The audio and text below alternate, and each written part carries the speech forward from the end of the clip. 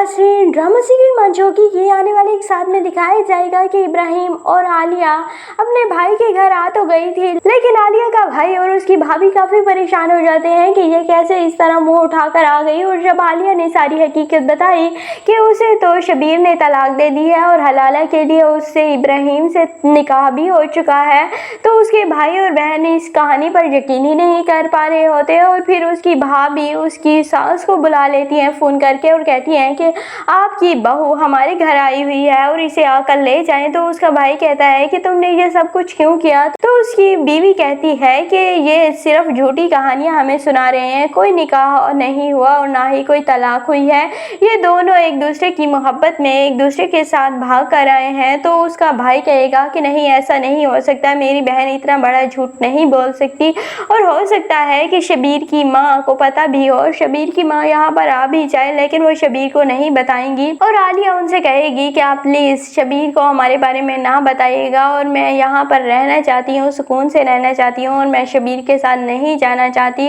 और इस वजह से फिर शबीर की माँ आलिया को यहीं रहने देंगी। और शबीर जो कि गुस्से से पागल हो चुका है और वो अपनी पिस्तौल लेकर आलिया और इब्राहिम को ढूंढ रहा है और कहता है कि मेरी एक बार गेंद किसी और के घर चली गई थी तो मैंने 4 सर पता नहीं कितनी टांगे तोड़ दी थी और अब तो ये मेरी बीवी का मामला है और आपको क्या लगता है कि मैं छोड़ दूंगा, मैं आप सबको कत्ल कर दूंगा। और वो मौलवी साहब से भी कहता है कि आप भी अपनी खैर मना लें, मैं आपको भी नहीं छोड़ने वाला। और मौलवी कहता है कि मुझे इब्राहिम के बारे में कुछ नहीं पता और तुम अल्लाह से दुआ करो, वो बेहतर करेगा। तो शबीर कहता है कि मुझे किसी से बेहतरी की उम्मीद नहीं है, मैं खुद आलिया को ढूंढ लूंगा और मैं उसे आपके सामने पेश भी करूंगा। वैसे इस ड्रामे में अभी तक ये स्टोरी नहीं खोली गई कि इब्राहिम और आलिया की शादी कैसे हुई और वो भागे कैसे और इसके पीछे बिहाइंड द रीजन क्या थी, जहाँ पर इब्राहिम कह रहा था आलिया से कि मेरी सारी बातें गारक हो गई, मैं जहन्नम में जाऊंगा, मुझसे इतना बड़ा गुनाह हुआ। हालांकि गुनाह तो